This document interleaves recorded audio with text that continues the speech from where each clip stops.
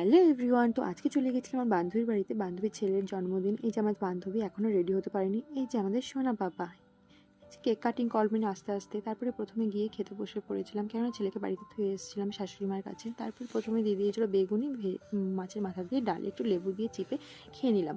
ডালটা খুব সুন্দর হয়েছিল। আর তারপরে পড়ে গেছিলো মাছের কালিয়া। আর আমার তো পেটের পিস লাগবেই, তারপরে পেটের পিস দিয়ে একটু খেয়ে নিলাম। তারপরে ছিল স্যালাড আর চিকেন কষা। চিকেন দিয়ে খেয়ে নিলাম। এই যে একটু চিকেনের ঝোল দিয়ে গ্রেভি দিয়ে মেখে খেয়ে নিলাম একটু খুশ করে। তারপরে ছিল চাটনি আর মিষ্টি। একটু লেবু চিপে কে কে আমার মতন এই যে এরকম করে খেতে ভালোবাসো, একবার ট্রাই করে দেখবে, দারুণ লাগে।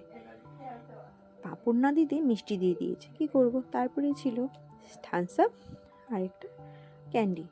তারপরে এই যে আমার হাজব্যান্ড রেডি, একটু বাইরের দৃশ্য দেখতে দেখতে বরের সঙ্গে টুক করে বাড়িতে চলে আসলাম। কেমন লাগলো ভিডিওটি সবাই লাইক কমেন্ট করবে।